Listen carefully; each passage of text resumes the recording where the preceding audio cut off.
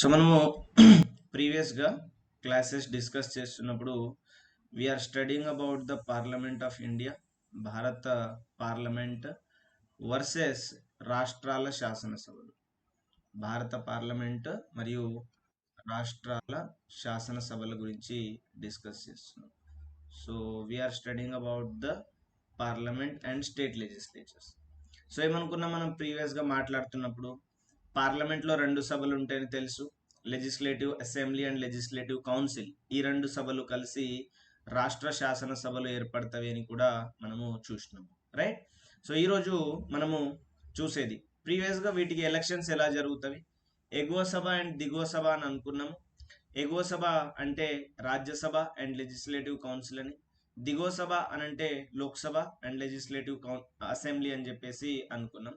వాటి ఎన్నికలు, సీట్లు, స్ట్రెంగ్త్, సో ఎక్కడి నుంచి ఎంతమంది ఎలెక్ట్ అవుతారు, ఎలక్షన్ మెథడ్, అవన్నీ కూడా చూసినాం.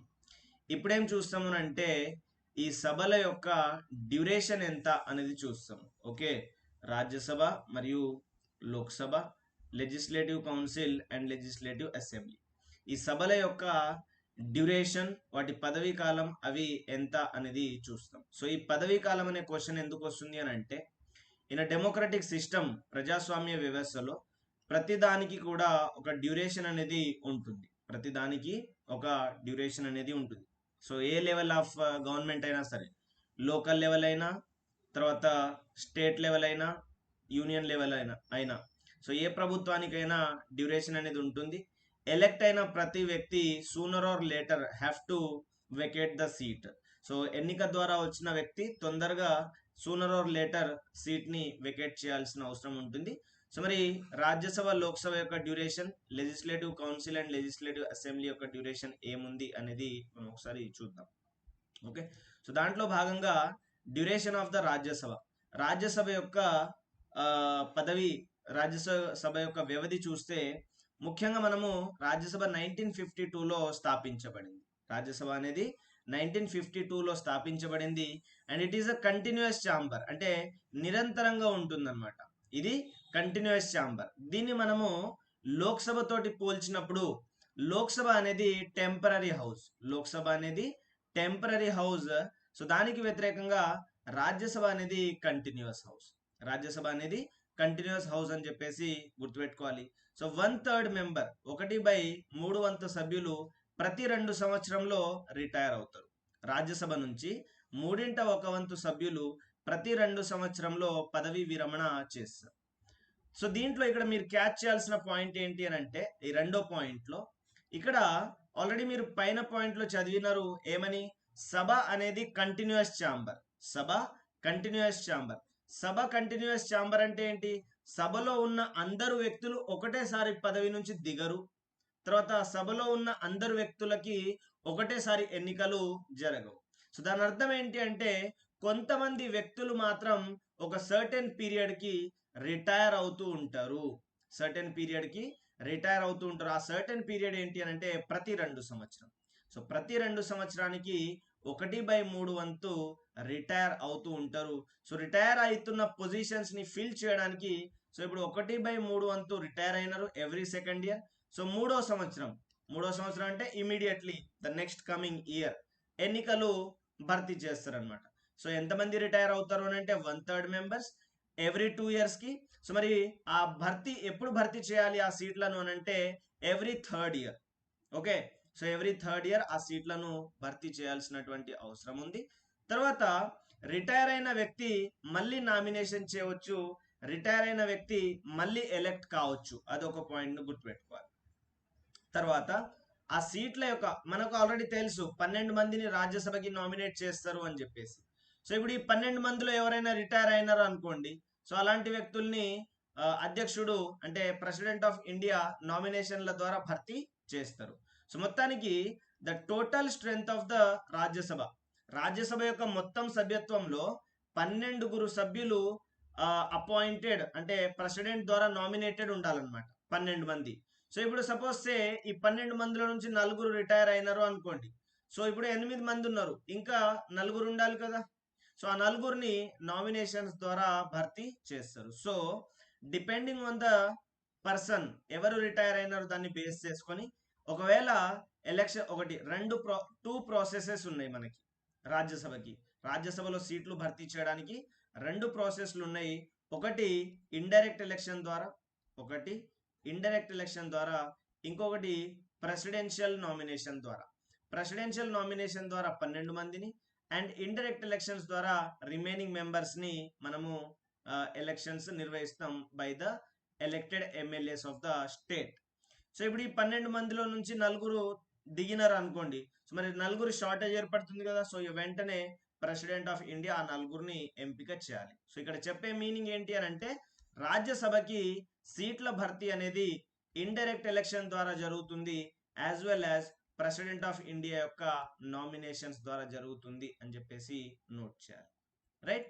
అయితే పదవి విరమణ చేసిన సభ్యులు ఎన్నిసార్లైనా తిరిగి ఎన్నికకు పార్టిసిపేట్ చేయవచ్చు. అంటే ఇట్ ఈస్ సింప్లీ మీన్స్ ఒకసారి ఎలక్షన్స్ లో గెలిచి ఒక పూర్తి సభ్యత్వం పూర్తి చేసి 6 సంవత్సరాలు ఉంటుంది వీళ్ళ పదవీ కాలం. సాధారణంగా 6 సంవత్సరాలు పూర్తి చేసి రిటైర్ అయినారు.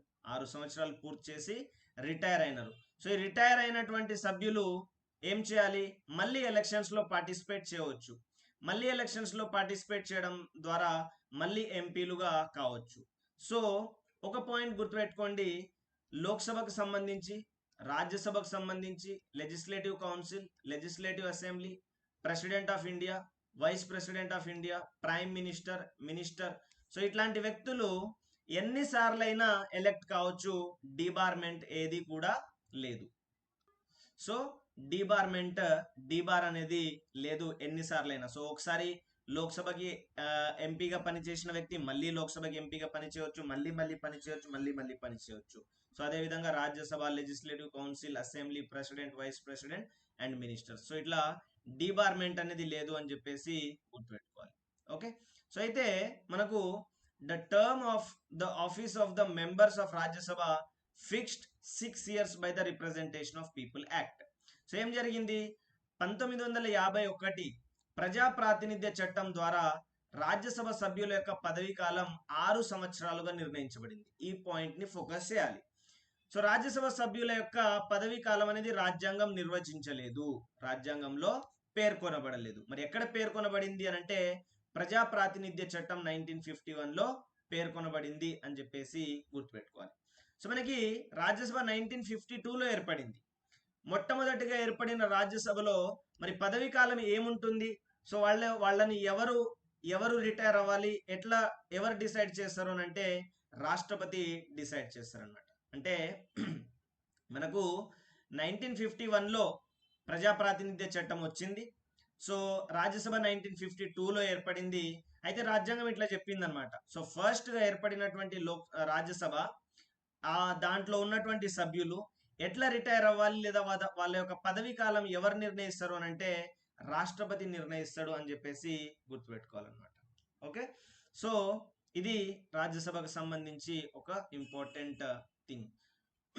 సో ఫస్ట్ గా రాజ్యసభకి రిటైర్మెంట్లు ఎట్లా జరిగినాయంటే లాటరీ సిస్టమ్ ద్వారా జరిగినవి అని చెప్పేసి నోట్ చేసుకోవాలి. రైట్. సో దీంట్లో రాజ్యసభ ఏర్పడింది 1952లో అండ్ 1/3 సభ్యులు రిటైర్ అవుతూ ఉంటారు ప్రతి 2 సంవత్సరాలు. దానికి 3వ సంవత్సరం ఎన్నికలు జరుగుతూ ఉంటాయి. రాజ్యసభలో 12 మంది ప్రెసిడెంట్ ద్వారా నామినేటెడ్ ఉంటారు.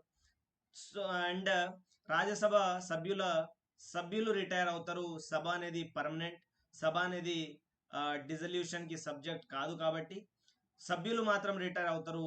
సభ్యుల యొక్క పదవీ కాలం ఉంటుంది, సభకి పదవీ కాలం లేదు. ఇది ఒక పాయింట్ కూడా నోట్ చేయాలి. ఓకే. సభ్యులకి పదవీ కాలం ఉంది కానీ సభకి పదవీ కాలం లేదు. సో 6 సంవత్సరాలు నిండగానే సభ్యులు రిటైర్ అవుతారు. సో మరి 6 సంవత్సరాలు ఫిక్స్ చేసింది రాజ్యాంగమా అని అంటే కాదు, అది representation of people act 1951 fix చేసింది. సో మరి మొట్టమొదట రాజ్యసభ యొక్క సభ్యుల విరమణ, దానికి సంబంధించిన నిబంధనలు ఎవరు రూపొందించాలి అంటే ప్రెసిడెంట్ ఆఫ్ ఇండియా రూపొందించాలి అని నోట్ చేయాలి. తర్వాత దాని యొక్క కౌంటర్ పార్ట్ పార్లమెంట్ లో పనిచేస్తున్నటువంటి ఇంకొక సభ. సో రాజ్యసభ లాగా ఇది ఒక లోక్సభ ఉంటుంది మనకి రాజ్యసభ మాదిరిగానే. అయితే ఇది రాజ్యసభ లాగా కంటిన్యూస్ ఛాంబర్ కాదు, ఇది తాత్కాలిక సభ అన్నమాట. It's not a continuous chamber like the Rajya Sabha. Rajya Sabha లాగా ఇది permanent house and continuous house కాదు. దీనికి ఒక పదవీ కాలం ఉంది. యాక్చువల్గా అయితే రాజ్యసభ లోక్సభకి ఒక పదవీ కాలం ఉంది. ఏంటి ఆ పదవీ కాలం అని అంటే, జనరల్ ఎలక్షన్ అయిన తర్వాత అందరు సభ్యులు వచ్చి ప్రమాణ స్వీకారం చేసిన తర్వాత సభలో కూర్చొని సమావేశం చేస్తారు. సో మొదటి సమావేశం నుంచి 5 సంవత్సరాలు దాని యొక్క పదవీ కాలం ఉంటుంది. మొదటి సమావేశం నుంచి 5 సంవత్సరాలు దాని యొక్క పదవీ కాలం ఉంటుంది. కానీ అది ఫిక్స్డ్ పదవీ కాలం కాదు అని గుర్తుపెట్టుకోవాలి. దానికంటే ముందు అది రద్దు అవడానికి అవకాశం ఉంది. దానికంటే ముందు కూడా రద్దు అవడానికి అవకాశం ఉంది. అయితే 5 సంవత్సరాల తర్వాత స్వయంచాలకంగా రద్దు అయిపోతుంది. 5 సంవత్సరాల తర్వాత స్వయంచాలకంగా రద్దు అయిపోతుంది. సో రాష్ట్రపతి 5 ఏళ్లు పూర్తి కాకుండానే లోక్సభని ఎప్పుడైనా రద్దు చేయవచ్చు. దానిని కోర్టులో సవాలు చేయడానికి లేదు. సో పార్లమెంట్ ద్వారా, దేని ద్వారా? పార్లమెంట్ ద్వారా జాతీయ అత్యవసర పరిస్థితి ఏర్పడ్డప్పుడు లోక్సభ యొక్క పదవీ కాలాన్ని 1 సంవత్సరం పొడిగించవచ్చు అని గుర్తుపెట్టుకోవాలి. So 1 year at a time 1 అని పొడిగించుకుంటూ పోవచ్చు. ఎవరు పొడిగిస్తారు అంటే పార్లమెంట్ పొడిగిస్తుంది. ఎప్పుడు అంటే జాతీయ అత్యవసర పరిస్థితి. సో ఇప్పుడు పొడిగించుకుంటూ వెళ్తున్నారు. కానీ ఇప్పుడు జాతీయ అత్యవసర పరిస్థితి ఆగిపోయిన 6 నెలలకు మించి ఆ పొడిగింపు అనేది నడవకూడదు. ఆగిపోయిన ఆ జాతీయ అత్యవసర పరిస్థితి ఎమర్జెన్సీ ఆగిపోయిన 6 నెలలకు మించి అది నడవకూడదు. సో ఒకసారి మీరు ఇక్కడ డిఫరెన్సెస్ ఒకవేళ గమనిస్తే, మనకి రాజ్యసభ అండ్ లోక్సభ అని అనుకున్నాం. లోక్సభ అనేది నిరంతర సభ, ఇది కంటిన్యూస్ గా నడుస్తూనే ఉంటుంది. కానీ ఇది నిరంతర సభ కాదు, ఇది తాత్కాలికంగా రద్దు అవుతుంది. ఓకే, సో దీన్ని రద్దు ఎవరు చేస్తారు అని అంటే ప్రెసిడెంట్ ఆఫ్ ఇండియా చేస్తారు. అండ్ దీనికి పదవీ కాలం ఉంది 5 సంవత్సరాలు అని చెప్పేసి. సో దీనికి ఉంది 6 సంవత్సరాలు అని చెప్పేసి. కానీ దీనికి సభ్యులకి పదవీ కాలం ఉంది, సభకి కాదు. ఇంకొక పాయింట్ ఏంటి అంటే, ఈ పదవీ కాలం రాజ్యాంగం ద్వారా చెప్పబడలేదు, 1951 రిప్రజెంటేషన్ ఆఫ్ పీపుల్ యాక్ట్ ద్వారా చెప్పబడింది. సో దీనికి 5 ఇయర్స్ ఉంది. 5 ఇయర్స్ కి ముందు రద్దు చేయవచ్చు రాష్ట్రపతి. తర్వాత జాతీయ అత్యవసర పరిస్థితి ఏర్పడితే 1 ఇయర్ ఎట్ ఎ టైం 1 అని పార్లమెంట్ పొడిగించవచ్చు. కాబట్టి ఇది ఫిక్స్డ్ టర్మ్ కాదనమాట. ఫిక్స్డ్ టర్మ్ అంటే వాట్స్ ఎవర్, అది అది అత్యవసర పరిస్థితి అయినా ఏదైనా 5 సంవత్సరాలు నడవాల్సిందే. సో దాన్ని మనం ఫిక్స్డ్ టర్మ్ అని అంటాం. ఇది ఫిక్స్డ్ టర్మ్ కాదు, just the term is fixed. So ఈ రెండింటికి డిఫరెన్స్ ఉంది, టర్మ్ ఈజ్ ఫిక్స్డ్ కి ఫిక్స్డ్ టర్మ్ కి. సరే, మళ్ళీ మనం డిస్కస్ చేద్దాం దాని గురించి. బట్ ఎనీ హౌ ఇది 5 ఇయర్స్ కి ఉంటుంది. అండ్ జాతీయ అత్యవసర పరిస్థితి అప్పుడు పార్లమెంట్ 1 సంవత్సరం ఎట్ ఏ టైం పొడిగించుకుంటూ దాన్ని వెళ్ళవచ్చు అని చెప్పేసి నోట్ చేయాలన్నమాట. సో ఎప్పుడైతే రాష్ట్రపతి ఈ లోక్సభని రద్దు చేస్తాడో, సో అట్లా రద్దు చేసినప్పుడు దీన్ని మనము కోర్టు ముందల ఛాలెంజ్ చేయడానికి లేదు, కోర్టులో క్వశ్చన్ చేయకూడదు అనమాట. ఎందుకు రద్దు చేసినారు ఏంటి అని చెప్పేసి కోర్టులో మనము ఛాలెంజ్ చేయడానికి లేదనమాట. అయితే సపోజ్ చూడండి, ఈరోజు జాతీయ అత్యవసర పరిస్థితి విధించినారు అనుకోండి. సో విధిస్తే ఈ రోజుతోటి లోక్సభ యొక్క పదవీ కాలం ముగిసిపోతుంది. సో ఇప్పుడు పార్లమెంట్ ఏం చేస్తుంది, 1 సంవత్సరం పొడిగిస్తుంది. సో ఇవాళ ఈరోజు మే 2024.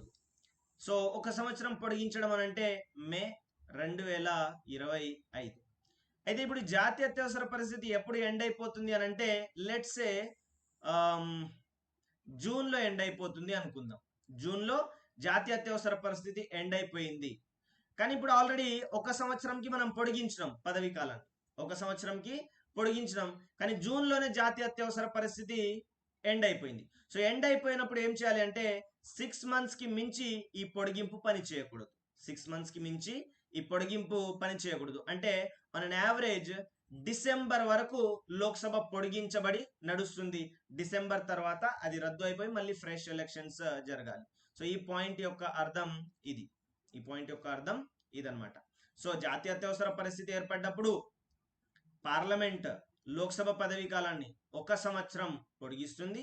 అయితే అలాంటి జాతీయ అత్యవసర పరిస్థితి ఆగిపోయిన 6 నెలలకి మించి ఆ పొడిగింపు అనేది చెల్లుబాటు కాకూడదు అని చెప్పేసి అంటుందన్నమాట. సో ఇది లోక్సభకి రాజ్యసభకి ఉన్నటువంటి వ్యత్యాసం. ఒకసారి చూస్తే ఇది నిరంతర సభ, ఇది నిరంతర సభ కాదు.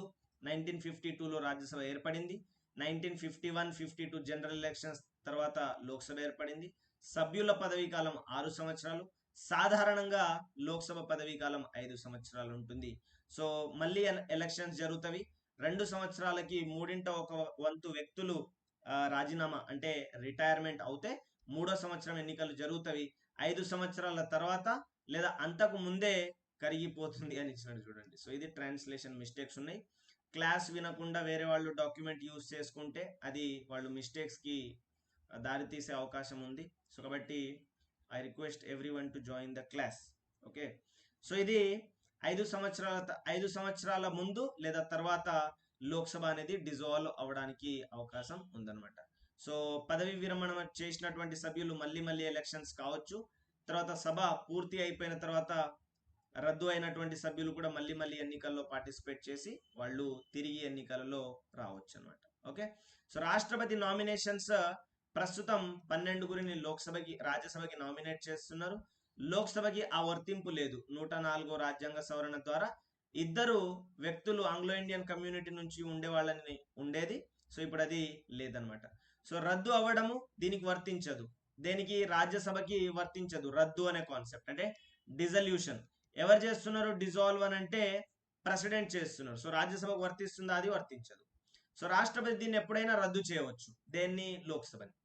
అండ్ ఎమర్జెన్సీ సమయంలో పొడిగింపు ఇది రాజ్యసభకి వర్తించదు, లోక్సభకి వర్తిస్తుంది. లోక్సభ యొక్క పదవీ కాలాన్ని 1 సంవత్సరం పొడిగించవచ్చు అని చెప్పేసి గుర్తుపెట్టుకోండి. సో సిమిలర్ గా లోక్సభ రాజ్యసభ మాదిరిగానే ఇక్కడ గుర్తుపెట్టుకోండి, రాజ్యసభ అంటే లెజిస్లేటివ్ కౌన్సిల్, లోక్సభ అంటే లెజిస్లేటివ్ అసెంబ్లీ. పాయింట్స్ కొన్ని సిమిలర్ ఉంటాయి, ఇక్కడ అబ్జర్వ్ చేయండి. ఇప్పుడు మనం రాష్ట్రాల శాసనసభలు, శాసన మండలి గురించి మాట్లాడుతున్నాం. ఉదాహరణ తీసుకుంటున్నా నేను మధ్యప్రదేశ్, ఆర్ లెట్స్ సే మధ్యప్రదేశ్లో కౌన్సిల్ లేదు కాబట్టి తెలంగాణనే తీసుకుందాం. తెలంగాణ తీసుకుంటున్నాం. తెలంగాణలో మనకి legislative council and legislative assembly ఉంటుంది. సో ఇప్పుడు మనం మాట్లాడుకున్నటువంటి లోక్సభ రాజ్యసభ పూర్తి భారతదేశానికి సంబంధించింది. సో మన రాష్ట్రానికి సంబంధించి లెజిస్లేటివ్ కౌన్సిల్ అండ్ అసెంబ్లీ ఉంటుంది. మరి దాని యొక్క స్థితిగతులు, పరిస్థితులు ఏమున్నాయో ఒకసారి చూడండి. సో ఇది నాన్ కంటిన్యూస్ ఛాంబర్, శాసనసభ అంటే లెజిస్లేటివ్ అసెంబ్లీ. దేని మాదిరిగా? Same as Lok Sabha. అండ్ ఇది continuous chamber, same as Rajya Sabha.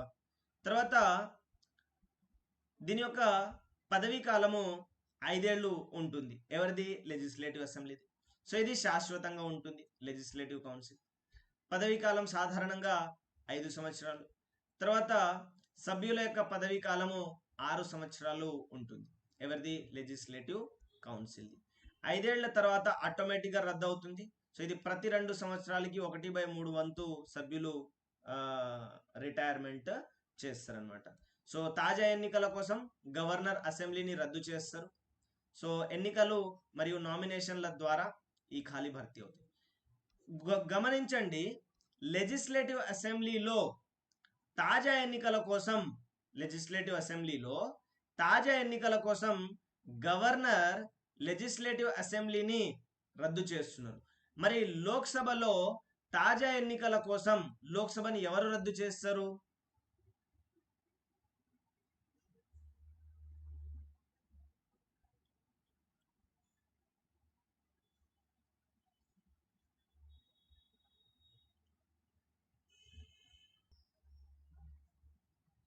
Lok Sabha తాజా ఎన్నికల కోసం,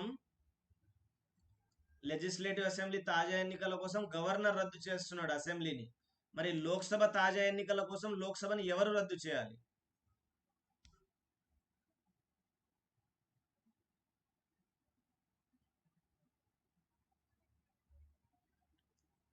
So to conduct the elections to the legislative assembly, governor dissolves the assembly.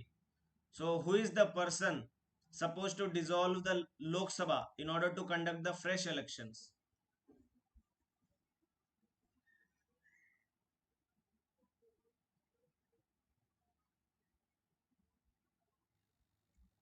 So మీకు ఏదైనా సరే ఎట్లయినా అడగని కొన్ని కీ పాయింట్స్ మీద ఫోకస్ చేయాలి. ఇప్పుడు లోక్సభ రద్దు అని కనిపించింది, అది ఫ్రెష్ ఎలక్షన్స్ నిర్వహించడానికా, లేకపోతే సభ కాన్ఫిడెన్స్ కోల్పోయినందుకా, లేకపోతే అత్యవసర పరిస్థితి వచ్చినందుకా, వాట్స్ ఎవర్ సభ రద్దు ఎవరు చేస్తారు అని అంటే కామన్ పాయింట్. సో కొన్ని కీవర్డ్స్ మీద మీరు దృష్టి పెట్టాల్సిన అవసరం చాలా చాలా ఉంటుందన్నమాట. ఓకే, సో ఇది పదవి విరమణ అనేది లెజిస్లేటివ్ అసెంబ్లీకి వర్తించదు, అది కేవలం కౌన్సిల్కి వర్తిస్తుంది. తర్వాత రద్దు చేయటము, సభని డిజాల్వ్ చేయడం కేవలం అసెంబ్లీకి వర్తిస్తుంది, అది కౌన్సిల్కి వర్తించదు. ఎమర్జెన్సీ సమయంలో పొడిగింపు అనేది పార్లమెంట్ లెజిస్లేటివ్ అసెంబ్లీని కూడా 1 సంవత్సరం పొడిగిస్తుంది. సేమ్ లైక్ లోక్సభ మాదిరిగానే లెజిస్లేటివ్ అసెంబ్లీ యొక్క టర్మ్ ని కూడా పార్లమెంట్ పొడిగిస్తుంది. సో ఎమర్జెన్సీ సమయంలో పొడిగింపు అనేది లెజిస్లేటివ్ కౌన్సిల్ కి వర్తించదు. సో ఇక్కడ కామన్ క్వశ్చన్ ఒకటి వేస్తున్నా ఇప్పుడు నేను. జాతీయ అత్యవసర పరిస్థితి, నేషనల్ ఎమర్జెన్సీ ఏర్పడ్డప్పుడు ఆర్టికల్ 352 ప్రకారం ఏమంటున్నారు అని అంటే, లెజిస్లేటివ్ అసెంబ్లీ మరియు లోక్సభ యొక్క పదవీ కాలాన్ని 1 year ఎట్ ఎ టైం 1+1=1 అనుకుంటా పెంచుకుంటూ పోవచ్చు.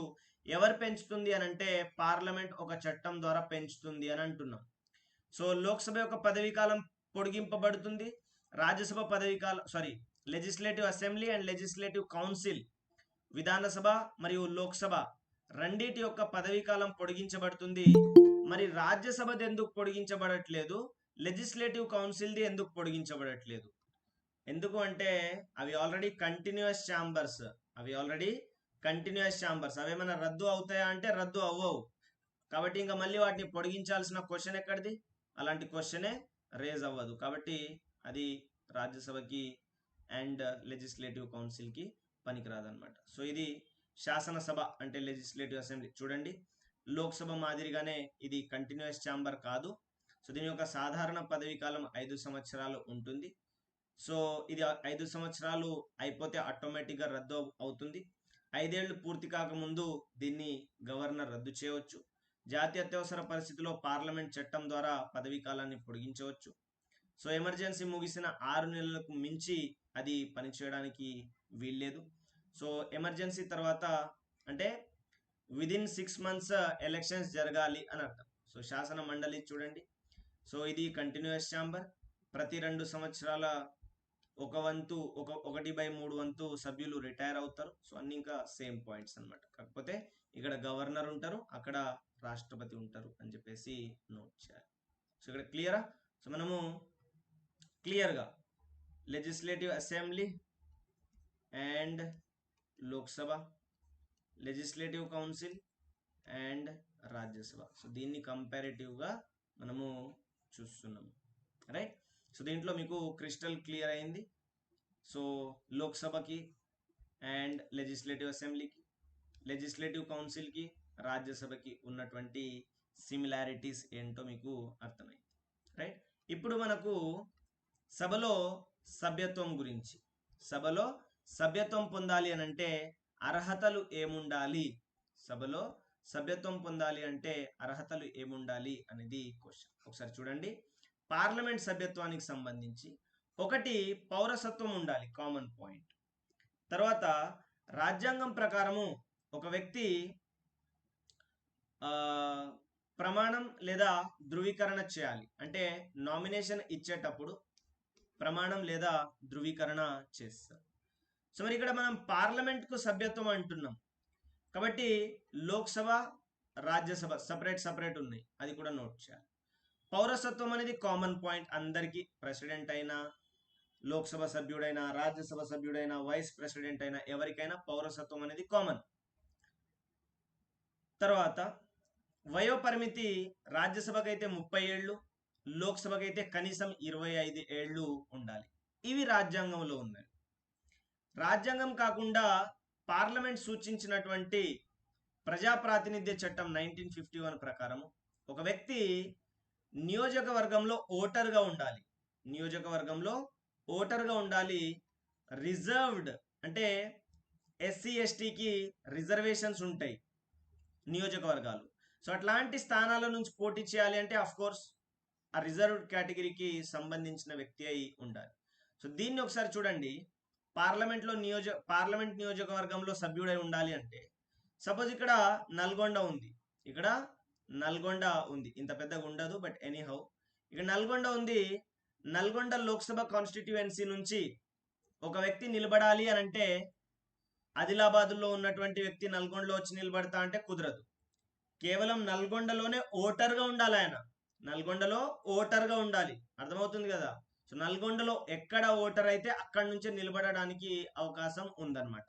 అంటే డొమిసైల్ రిక్వైర్మెంట్ అంటాం దీన్ని. డొమిసైల్ రిక్వైర్మెంట్, ఎక్కడైతే నివాసం ఉంటాడో అక్కడే ఆయనకు ఓటు హక్కు ఉంటుంది.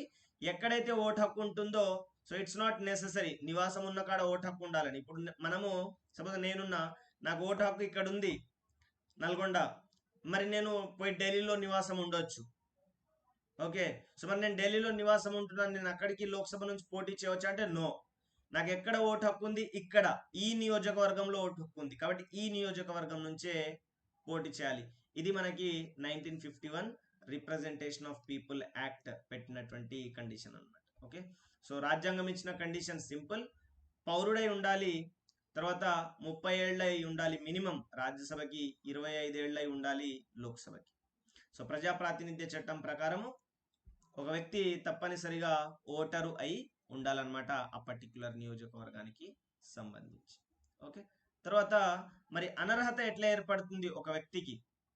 నార్మల్గా ఒక వ్యక్తి ఎలక్ట్ అయిన తర్వాత ఆర్ సమ్ హౌ మరి అనర్హత ఎట్లా ఏర్పడుతుంది అని అంటే, ఒకటి అలాంటి వ్యక్తి ఏం చేస్తాడు అంటే హోల్డింగ్ ఆఫీస్ ఆఫ్ ప్రాఫిట్, ఏదైనా లాభదాయకమైనటువంటి పదవులు కలిగి ఉన్నప్పుడు, లేదా కోర్టు ద్వారా నిర్ధారించబడతాడు ఏమని అంటే ఆయన అన్ఫిట్ అని, లేదా అప్పులు తీసుకొని చెల్లించినటువంటి వ్యక్తి,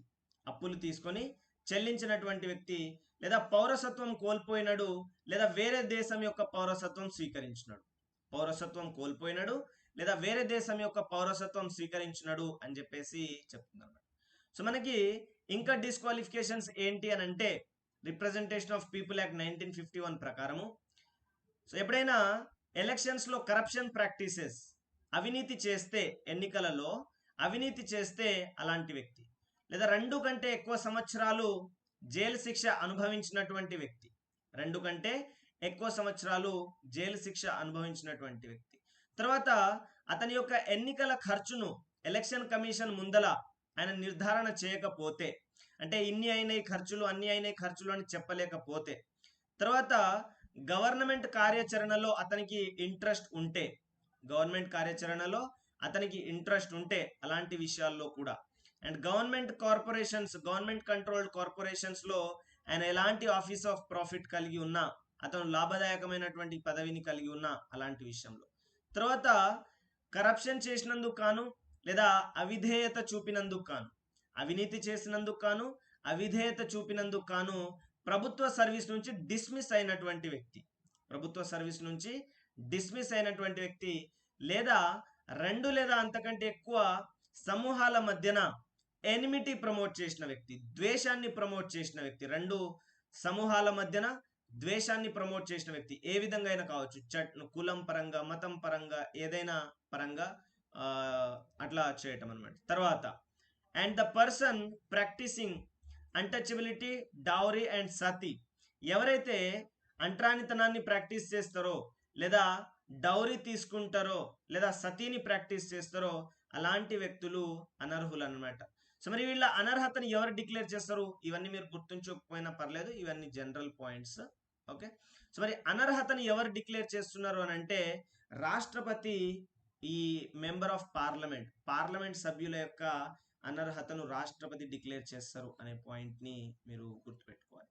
సో ఎవరితో కలిసి డిసైడ్ చేస్తాడు అని అంటే, ఎలక్షన్ కమిషన్ ఆఫ్ ఇండియా తోటి డిసైడ్ చేస్తారు. సపోజ్ రాష్ట్రపతి దగ్గరికి ఒక కేసు వచ్చింది, ఇప్పుడు మన పార్లమెంట్ లో కూర్చున్న వ్యక్తి అంటరానితనం పాటిస్తున్నాడు అని చెప్పేసి ఎవరైనా రాష్ట్రపతి దృష్టికి తీసుకపోతే, అప్పుడు రాష్ట్రపతి అచ్చా అని చెప్పేసి ఎలక్షన్ కమిషన్ యొక్క అడ్వైస్ తీసుకుంటాడు.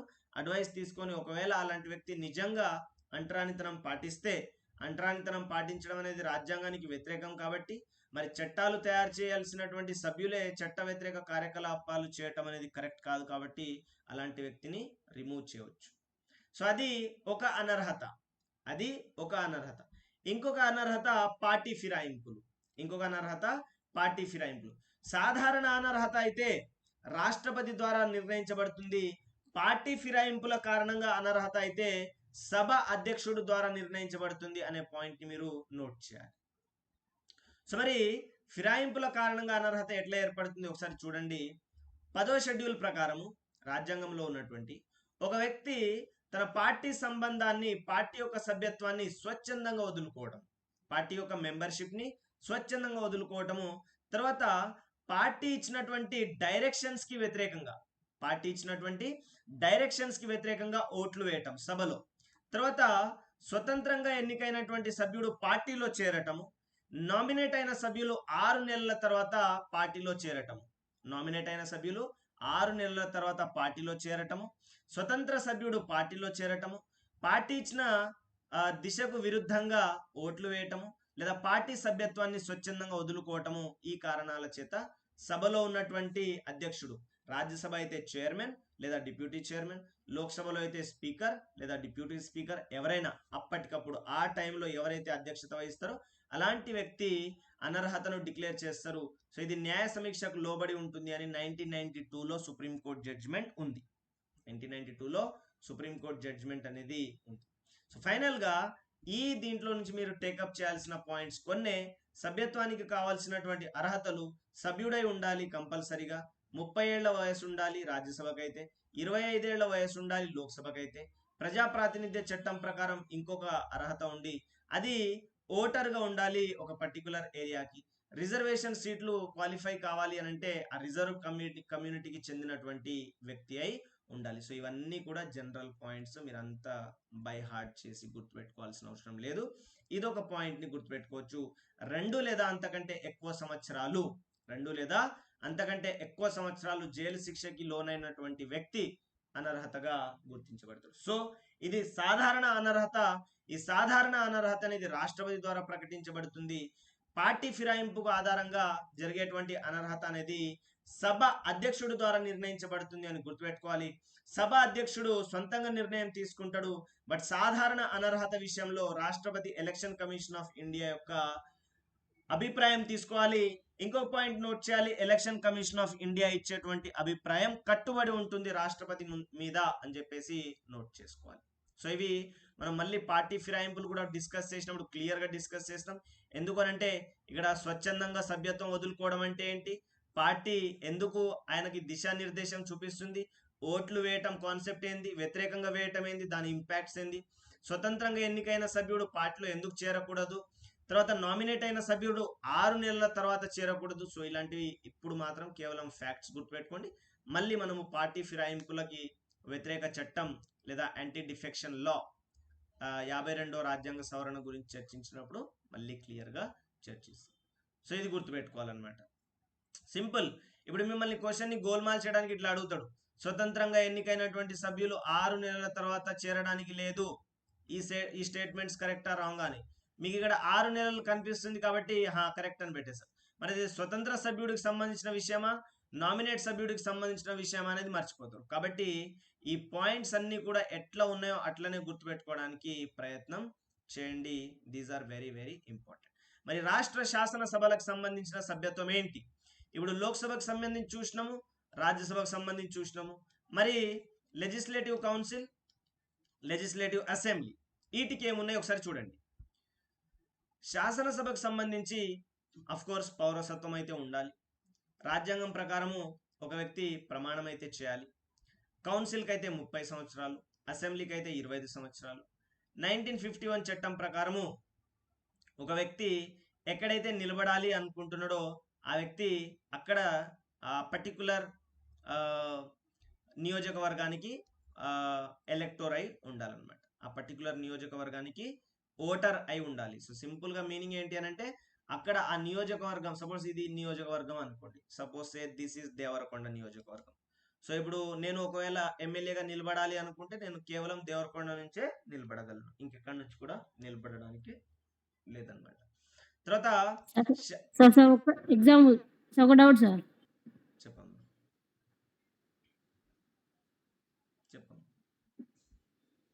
అంటే ఇప్పుడు ఒక ఎమ్మెల్యే అంటే ఎవరి నియోజకవర్గంలో వాళ్ళే నిలబడాలని అన్నారు గదా! అవును. మరియు ఇప్పుడు మా నాగార్జునసాగర్ నియోజకవర్గంలో నోముల భగత్ గారు వాళ్ళది నార్కట్పల్లి గదా! మరి మా నాగార్జునసాగర్ నియోజకవర్గానికొచ్చి పోటీ చేస్తున్నారెందుకు సార్?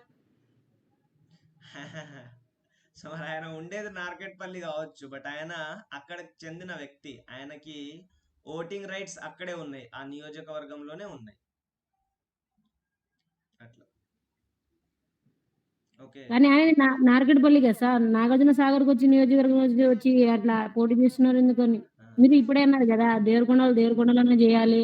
నల్లగొండలు నల్లగొండలోనే జేయాలి. ఆదిలాబాద్‌లో ఆదిలాబాద్‌లోనే జేయాలన్నారు గదా! హ్మ్. మరి తన నియోజకవర్గం నుంచి వదిలేసి మా నియోజకవర్గం నుంచి పోటీ చేస్తున్నారు గదా! అవునమ్మా. అతని నియోజకవర్గం నాగార్జున సాగర్. అందుకే ఆయన అక్కడికి వచ్చి పోటీ చేస్తున్నాడు. లేకపోతే పోటీ చేయడానికి లేదు. ఇప్పుడు లే మనం ఓకే. ఉన్నాము. Okay. Suppose I am living in Delhi. So ఢిల్లీలో ఉంటున్నా. అట్లానే నాది ఢిల్లీ అయిపోదు కదా! నాది దేవరకొండనే ఉంటది. సో ఆయన ఇప్పుడు నార్కెట్పల్లిలో ఉండొచ్చు, ఇంకెక్కడైనా ఉండొచ్చు. బట్ ఆయనది ఆ ప్లేస్ కాబట్టి అక్కడ ఉన్నాడు. ఒకవేళ if you still doubt Nomula Bhagat ఇక్కడ నాగార్జున సాగర్ కి చెందిన వ్యక్తి కాదు, అతనిది వేరే నియోజకవర్గం, నల్గొండ నియోజకవర్గం. ఒకవేళ నువ్వు బిలీవ్ చేస్తే you go and give a complaint. Okay. So అది Election Commission of India scrutiny చేస్తుంది. నామినేషన్ పేపర్స్ కూడా క్లియర్ గా చేస్తాయి కాబట్టి సో నామినేషన్ వేసేటప్పుడు ఆ పర్టికులర్ నియోజకవర్గం నుంచి వాళ్ళ నామినేషన్ కి మద్దతు ఇవ్వడానికి కూడా సభ్యులు వస్తారు కాబట్టి so there is no doubt. So ఎక్కడైనా నివసిస్తారు, నివాసం ఎక్కడైనా ఉండొచ్చు. మనకు ఆర్టికల్ 19 క్లాస్ 1లో so person of India anywhere ఏ స్టేట్లోనైనా ఎక్కడైనా రిసైడ్ చేయవచ్చు అని ఉంటుంది, రైట్. సో కాబట్టి ఎక్కడ నియోజకవర్గంలో ఆయనకు ఓటింగ్ రైట్ ఉంటే అక్కడే నిలబడడానికి అర్హులు అనమాట. Hope this doubt clear. So దీంట్లో ఎలాంటి క్వశ్చన్ లేదు, రైట్. సో ఇదొకటి నోట్ చేయండి మీరు. శాసన మండలికి సంబంధించిన వ్యక్తి ఆ రాష్ట్ర నివాసి అయి ఉండాలి. ఓకే. శాసన మండలికి సంబంధించిన వ్యక్తి ఆ రాష్ట్ర నివాసి అయి ఉండాలి. రాజ్యసభ విషయంలో రాజ్యసభకి మాత్రం ఎక్కడి నుంచైనా పోటీ చేయవచ్చు. సపోజ్ ఇప్పుడు నేను లెజిస్లేటివ్ కౌన్సిల్ కి పోటీ చేయాలి అంటే నేను తప్పకుండా తెలంగాణ వాసినై ఉండాలి, తెలంగాణ సభ్యుడై ఉండాలి. కానీ నేను రాజ్యసభకి పోటీ చేయాలంటే నేను తెలంగాణ నుంచే పోటీ చేయక్కర్లేదు. I can go to Jammu and పోటీ ఫ్రమ్ దేర్. అక్కడ నుంచి పోటీ చేయవచ్చు, ఎక్కడి నుంచైనా పోటీ చేయవచ్చు. సో డొమిసైల్ రిక్వైర్మెంట్ అనేది నివాస రిక్వైర్మెంట్. ఓకే. డొమిసైల్ అంటే నివాస రిక్వైర్మెంట్ అనేది రాజ్యసభకి వర్తించదు, రిమైనింగ్ అన్ని సభలకి వర్తిస్తవి అని చెప్పేసి ఒక పాయింట్ మీరు నోట్ చేసుకోవాలి. ఓకే. సో మరి శాసనసభలకు సంబంధించి అనర్హతలు ఏంటి అని అంటే సేమ్ సిమిలర్ పాయింట్స్ మనం ఇందాక చెప్పుకున్నవి. న్యాయస్థానాల ద్వారా అతను ఇంప్రాపర్గా ఉన్నాడు, తెలివి తక్కువ అంటే మతి స్థిమితం లేదు అని చెప్పబడటము, తర్వాత తీసుకున్నటువంటి అప్పులు కట్టకపోవటము, దివాలా తీయటము, విదేశీ పౌరసత్వం స్వీకరించటము, భారత పౌరసత్వం వదిలేయటము, లేదా భారత పౌరుడు కాకపోవటము. సో ఇప్పుడు నువ్వు ఇచ్చిన ఎగ్జాంపుల్, ఎటు పోయి ఎవరిదైనా మతి కమ్మి కళ్ళు కమ్మి ఎలక్షన్స్ లో గెలిచి వచ్చి తర్వాత అయినా తెలుస్తుంది ఇతను పౌరుడు కాడు అని. సో అలాంటప్పుడు రిమూవ్ చేస్తారు. సో ఇవి సేమ్ 1951 చట్టంలో ఎమ్మెల్యేలకి అండ్ ఎమ్మెల్సీలకి కూడా ఉన్నటువంటి పాయింట్లు. బట్ ఇక్కడ ఎవరు నిర్ణయిస్తారు అని అంటే అఫ్ కోర్స్ గవర్నర్ కాబట్టి గవర్నర్ నిర్ణయిస్తాడు డిస్క్వాలిఫికేషన్స్. ఎవరితో కలిసి? ఎలక్షన్ కమిషన్ ఆఫ్ ఇండియా తోటి కలిసి గవర్నర్ నిర్ణయిస్తాడు. సో ఎనీహౌ మనకు Sir, Lok Sabha. excuse me, sir. yes please. Sir, in that case, as you said, the person needs to be a resident of the particular Lok Sabha or assembly constituency.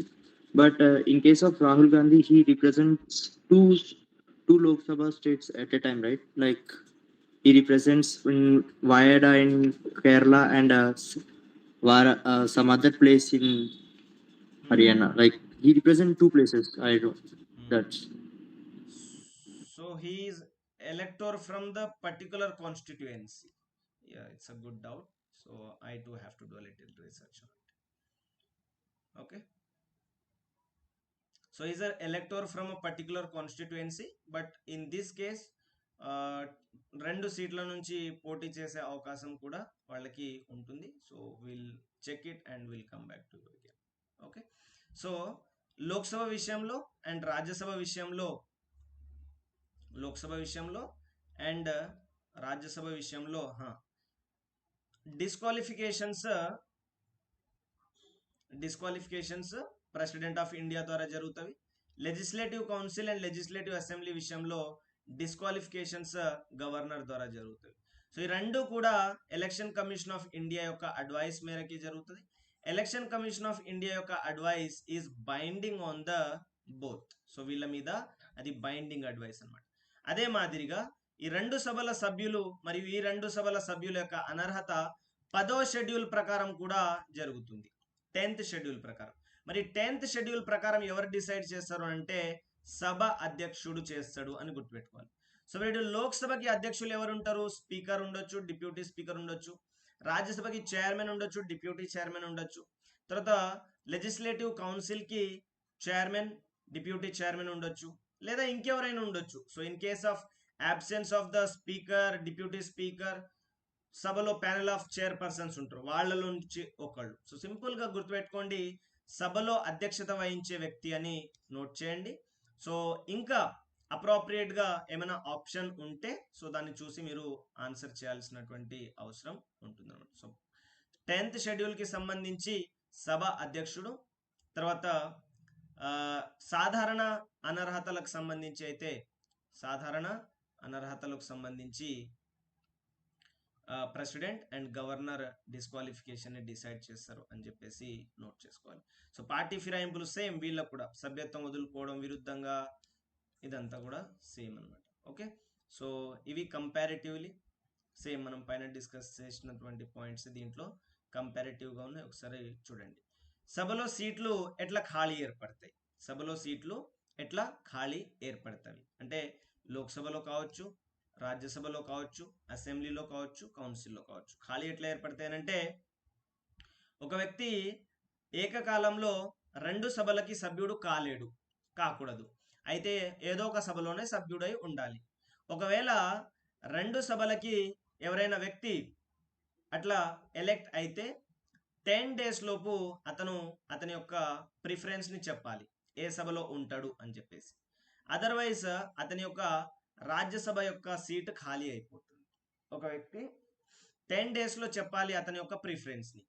రెండు సభలకి, ఒకవేళ లోక్సభకి and రాజ్యసభకి రెండు సభలకి elect అయితే 10 days లో preference చెప్పాలి, లేకపోతే Rajya Sabha seat ఖాళీ అయిపోతుంది. తర్వాత ఒక సభలో కూర్చొని ఉన్నాడు ఆల్రెడీ, ఒక సభలో సభ్యుడు, తర్వాత ఇంకొక సభకి ఎలెక్ట్ అయినాడు. సో దీని అర్థం ఏంటి అని అంటే ఆయన ఇంకో సభలో వెళ్ళాలి అనుకుంటున్నాడు. కాబట్టి ఆటోమేటిక్గా ఆయన ఏ సభకి ఆల్రెడీ సభ్యుడో అది పోతుంది. సపోజ్ రాజ్యసభలో సభ్యుడైన వ్యక్తి లోక్సభకి పోటీ చేస్తున్నాడు అనుకోండి. రాజ్యసభలో ఒక పర్సన్ ఎక్స్ సభ్యుడు, ఈయన లోక్సభకి పోటీ చేస్తున్నాడు, గెలిచినాడు అనుకో, రాజ్యసభ సీట్ ఖాళీ అయిపోతుంది. సో ఏ సభలో అయితే అతను సభ్యుడో అది ఖాళీ అయిపోతుంది. తర్వాత ఒక వ్యక్తి సభలో రెండు స్థానాలకి గెలిస్తే, అంటే ఇప్పుడు నువ్వు అడిగినట్టుగా క్వశ్చన్, లోక్సభకి వాయనాడ్ నుంచి అండ్ సమ్ అదర్ ప్లేస్, రెండు స్థానాల నుంచి గెలిస్తే ఏదో ఒక దాన్ని ఎంచుకోవాలి, లేకపోతే రెండు సీట్లు ఖాళీ అయిపోతాయి. ఏదో ఒక దాన్ని ఎంచుకోవాలి, లేకపోతే రెండు సీట్లు ఖాళీ అయిపోతాయి అని చెప్పేసి నోట్ చేసుకోవాలి. ఓకే, దాని తర్వాత ఒకటి, పార్లమెంట్లో ఏదో ఒక సభకి సభ్యుడై ఉన్నాడు, పార్లమెంట్లో ఏదో ఒక సభకి సభ్యుడై ఉన్నాడు. తర్వాత రాష్ట్ర శాసనసభకి కూడా ఏదో ఒక సభకి సభ్యుడుగా ఎన్నికైనాడు. పార్లమెంట్ మరియు రాష్ట్ర శాసనసభకి ఎన్నికైనాడు అనమాట ఒక వ్యక్తి. సో అట్లాంటి వ్యక్తి 14 రోజుల్లోగా అతని యొక్క ప్రిఫరెన్స్ ని చెప్పాలి. ఓకే, సో 14 రోజుల్లోగా ప్రిఫరెన్స్ ని చెప్పాలి, లేకపోతే పార్లమెంట్లో అతని యొక్క స్థానం ఖాళీ అయిపోతుంది. పార్లమెంట్లో అతని యొక్క స్థానం ఖాళీ అయిపోతుంది అని గుర్తుపెట్టుకోవాలి. సో పార్లమెంట్ మరియు శాసనసభలకు సంబంధించిన విషయంలో 14 రోజుల గ్యాప్. సో ఆ 14 రోజుల గ్యాప్ లో చెప్పకపోతే పార్లమెంట్లో ఖాళీ అయిపోతుంది అని గుర్తుపెట్టుకోవాలి. తర్వాత లోక్సభ, రాజ్యసభ రెండు సభల్లో ఏదో ఒక సభకి ప్రిఫరెన్స్ చెప్పాలి, లేకపోతే 10 days లోపు చెప్పాలి. ఏదో ఒక సభకి 10 days లోపు చెప్పాలి, లేకపోతే రాజ్యసభ యొక్క సీట్ ఖాళీ అయిపోతుంది అని గుర్తుపెట్టుకోండి. సో రాజ్యసభ కూడా పెద్దదే, పార్లమెంట్ కూడా పెద్దదే, కాబట్టి ఆటోమేటిక్గా పెద్దది ఖాళీ అయిపోతుంది అని చెప్పేసి ఏదో ఒక చీప్ ట్రిక్ లాగా గుర్తుపెట్టుకోవచ్చు, రైట్.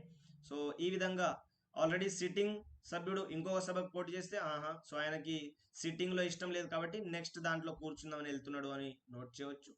సో 2 సభలకి ఒక వ్యక్తి 2 సీట్లకి ఎన్నికైతే 2 కూడా ఖాళీ అయిపోతే అతని యొక్క ప్రిఫరెన్స్ చెప్పకపోతే. తర్వాత అనర్హత ద్వారా, సో ఎన్నికైనటువంటి వ్యక్తి ఏదైనా సరే అనర్హతకు గురైతే మనం పైన మాట్లాడుకున్నాం ఏంటి ఆ అనర్హతలు అనేది. ఒకటి 10th షెడ్యూల్ ద్వారా, తర్వాత రిమైనింగ్ థింగ్స్, తర్వాత రాజీనామా ఎవరికి సమర్పించాలి? చైర్మన్ కి లేదా స్పీకర్ కి రాజీనామా సమర్పించడం ద్వారా వీళ్ళ యొక్క పదవిలో ఖాళీ ఏర్పడుతుంది.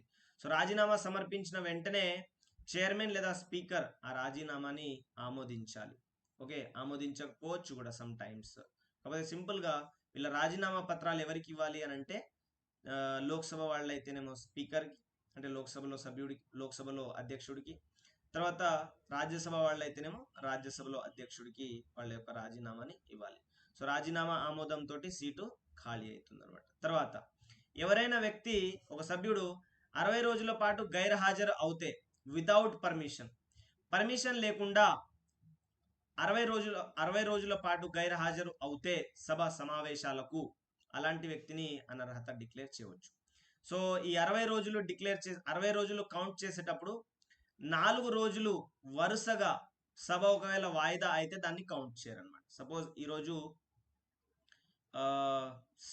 మే 1, తర్వాత జూన్ జూలై 30 వరకు 2 నెలలు అవుతుంది 60 రోజులు.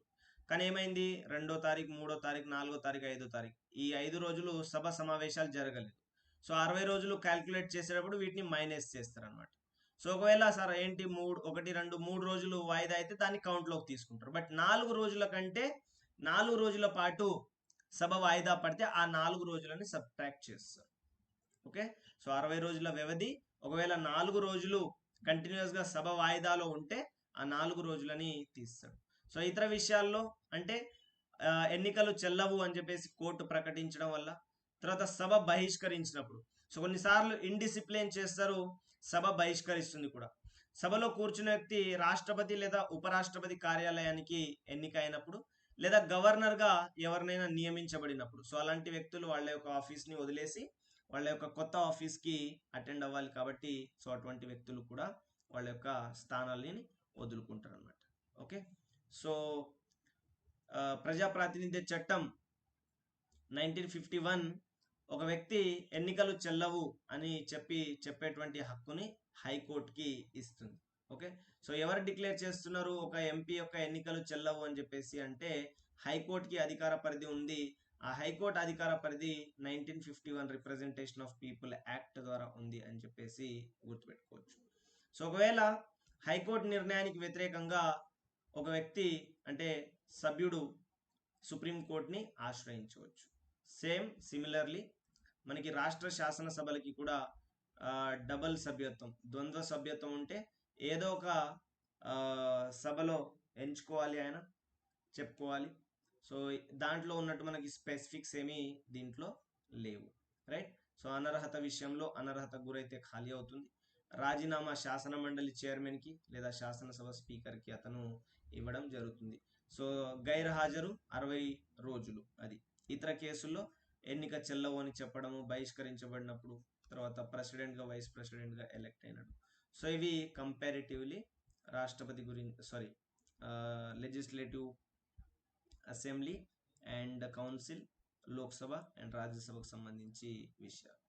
సో వీళ్ళ యొక్క ప్రమాణ స్వీకారాలు ఎవరు చేస్తారు? ప్రమాణం లేదా ధృవీకరణ అంటే పార్లమెంట్ సభ్యుడు యొక్క ప్రమాణం ధృవీకరణ రాష్ట్రపతి లేదా అతనిచే నియమించబడినటువంటి వ్యక్తి. రాష్ట్రపతి లేదా అతనిచే నియమించబడినటువంటి వ్యక్తి. ఒకవేళ మీకు క్వశ్చన్ ఇచ్చి దాంట్లో 1, 2, 3, 4లో రాష్ట్రపతి ఎక్కడ కనిపిస్తే బ్లైండ్ గా అది ఆన్సర్ అవుతుంది. ఓకే, సో ఎవరున్నా సరే. సో నార్మల్గా ఏం జరుగుతుంది, రాష్ట్రపతి ఎవరిని నియమిస్తారు అంటే లోక్సభలో ఉన్నటువంటి స్పీకర్ని నియమిస్తాడు, లేదా రాజ్యసభలో ఉన్నటువంటి చైర్మన్ కి అధికారం ఇస్తాడు. కాబట్టి చైర్మన్ ముందలైతే రాజ్యసభ సభ్యులు తీసుకుంటారు. కాబట్టి యాక్చువల్గా రాష్ట్రపతి ఆన్సర్ అనమాట. సో ప్రాక్టికల్గా మనకి ఇది కనిపిస్తుంది, లోక్సభ స్పీకర్ తీసుకుంటాడు సభ్యుల యొక్క ప్రమాణ స్వీకారం నార్మల్గా. సో ఇంకా నార్మల్గా అయితే జనరల్ ఎలక్షన్స్ టైంలో ప్రోటెమ్ స్పీకర్ తీసుకుంటాడు. ఓకే, సో రాజ్యసభలో అయితే కంటిన్యూస్ ఛాంబర్ కాబట్టి చైర్మన్ ఉంటారు, చైర్మన్ లేకపోతే డిప్యూటీ చైర్మన్ ఉంటారు, సో వాళ్ళు తీసుకుంటారు. కానీ ఆన్సర్ ఏంటి అని అంటే రాష్ట్రపతి తీసుకుంటారు, లేదా రాష్ట్రపతి తరపున నియమించబడినటువంటి వ్యక్తి తీసుకుంటారు అని చెప్పేసి చెప్పాలన్నమాట. సో ఓటింగ్ లో ఒక వ్యక్తి పాల్గొనాలి అని అంటే ఖచ్చితంగా అతను సభ్యుడై ఉండాలి. ఓటింగ్ లో పాల్గొనాలి అని అంటే ఖచ్చితంగా సభ్యుడై ఉండాలి. సభ్యుడు కాకుండా ఓటింగ్ లో పాల్గొనలేరు. సో సభ్యుడు కావాలి అని అంటే ప్రమాణం లేదా స్వీకారం చేయాలి. అట్లా ఒకవేళ ఒక వ్యక్తి చేయకుండా కూర్చుంటే ప్రతిరోజు 500 రూపాయలు జరిమానా చెల్లించాల్సిన అవసరం ఉంటుందన్నమాట. ప్రతిరోజు 500 జరిమానా చెల్లించాల్సిన అవసరం ఉంది. సో శాసనసభ్యుల యొక్క ప్రమాణం ధృవీకరణ ఇక్కడ గవర్నర్ లేదా అతనిచే నియమించబడినటువంటి వ్యక్తి ద్వారా చేస్తారు. సో సేమ్ ఇక్కడ కూడా 500 రూపీస్ పెనాల్టీ కట్టాల్సినటువంటి అవసరం ఉంటుందన్నమాట. రైట్. సో మరి వీళ్ళ జీతభత్యాలు ఇవి ఎవరు డిసైడ్ చేస్తారు అంటే పార్లమెంట్ సభ్యుల యొక్క జీతభత్యాలు పార్లమెంట్ చేస్తుంది. రాష్ట్ర శాసన సభ్యుల యొక్క జీతభత్యాలు రాష్ట్ర శాసనసభలు చేస్తవి అని చెప్పేసి గుర్తుపెట్టుకోవాలన్నమాట. ఓకే, సో నార్మల్గా రాజ్యాంగం ప్రకారం పెన్షన్ సదుపాయాలు లేవు. బట్ 1954లో పార్లమెంట్ చేసినటువంటి చట్టం ద్వారా సభ్యులకి పెన్షన్ కూడా ఇస్తున్నారు అని చెప్పేసి గుర్తుపెట్టుకోండి. సో వేతనాలు జీతాలు నార్మల్గా ఒక రఫ్ ఐడియా కోసం గుర్తుపెట్టుకోండి. 2018లో సవరించినారు. 50,000 నుంచి 1,00,000 రూపాయలకి జీతం పెంచితే నియోజకవర్గాల భత్యం 45,000 నుంచి 70,000కి పెంచినారు. తర్వాత కార్యాలయాల ఖర్చు 45,000 నుంచి 60,000కి పెంచినారు. రోజువారీ భత్యం 1,000 రూపాయల నుంచి 2,000కి పెంచారు అని చెప్పేసి ఒక రఫ్ ఐడియాలో గుర్తుపెట్టుకోండి. సో సభ్యులకి పెన్షన్ కూడా ఉంటుంది, అదనంగా టెలిఫోన్ సదుపాయాలు అవన్నీ కూడా ఉంటాయని చెప్పేసి గుర్తుపెట్టుకోవాలి. ఓకే, సో మనకి పార్లమెంట్ అధికారులు. సో ఇప్పుడు మనం పైన చెప్పుకున్నది సభ్యులు, రాజ్యసభ సభ్యులు, లోక్సభ సభ్యులు. మరి అధికారులు అంటే లోక్సభ రాజ్యసభకి ప్రిసైడింగ్ ఆఫీసర్స్ ఉంటారు, అధ్యక్షత వహించే వాళ్ళు. Speaker, deputy speaker, chairman, deputy chairman. So వాళ్ళకి సంబంధించి 1953లో చట్టం ఉంది. సో దాని ద్వారా వాళ్ళ యొక్క జీతభత్యాలు నిర్ణయించబడతాయి. ఒక ఇంపార్టెంట్ పాయింట్ దీంట్లో నోట్ చేయాల్సింది, రాజ్యసభ చైర్మన్ కి 4 లక్షల జీతం వస్తుంది. సో రాజ్యసభకి చైర్మన్ లాగా జీతం వస్తుంది కానీ వైస్ ప్రెసిడెంట్ లాగా జీతం రాదు అనే పాయింట్ ని మీరు నోట్ చేయాలి. ఓకే, సో ఒక వ్యక్తికి రాజ్యసభ చైర్మన్ లాగా జీతం వస్తుంది కానీ సభ్యుడు అది వైస్ ప్రెసిడెంట్ లాగా జీతం రాదు అని చెప్పేసి గుర్తుపెట్టుకోవాలి. సో ఒక రఫ్ ఐడియా కోసం లోక్సభ స్పీకర్ క్యాబినెట్ మంత్రికి సంబంధించిన అతనికి ఎంత సంచువరీ అలవెన్స్ వస్తుందో అంత వస్తుంది, 2,000 అని చెప్పేసి. తర్వాత లోక్సభ డిప్యూటీ స్పీకర్కి అండ్ రాజ్యసభ డిప్యూటీ చైర్మన్కి సహాయక మంత్రికి వచ్చేంత అంటే 1,000 సంచువరీ అలవెన్స్ వస్తుంది అని నోట్ చేయవచ్చు. So these are the very untraditional points. So వీటిని మీరు అంతగా నోట్ చేయాల్సిన అవసరం కూడా ఏమీ లేదు. సో ఈ 4 lakhs వైస్ ప్రెసిడెంట్కి సంబంధించిన ఒక కాన్సెప్ట్, 1953 ఒక చట్టం, అండ్ 2018లో సవరణలు జరిగిన జీతాలకు సంబంధించిన ఒకటి, 1954 చట్టం ఒకటి, అండ్ పార్లమెంట్ సభ్యుల యొక్క జీతభత్యాలు పార్లమెంట్ నిర్ణయిస్తుందని, రాష్ట్ర శాసన సభ్యుల జీతభత్యాలు శాసనసభలు నిర్ణయిస్తున్నాయి అని చెప్పేసి నోట్ చేయవచ్చు. ఓకే, సో ఇది మనకి ఉన్నటువంటి రాష్ట్ర మరియు పార్లమెంట్ యొక్క, లోక్సభ రాజ్యసభ ఈ రెండింటి యొక్క కాల వ్యవధి, టైం పీరియడ్, డ్యూరేషన్, ప్రమాణ స్వీకారాలు, అర్హతలు, అనర్హతలు ఇవి. ఓకే, సో ఇమీడియట్లీ ఇది అయిపోగానే రివిజన్ చేసుకోండి. ఓకే, సో ఏమైనా డౌట్స్ ఉంటే మనకి రేపు మార్నింగ్ క్లాస్లో అర్లీగా జాయిన్ అయినప్పుడు ఒక్క నిమిషం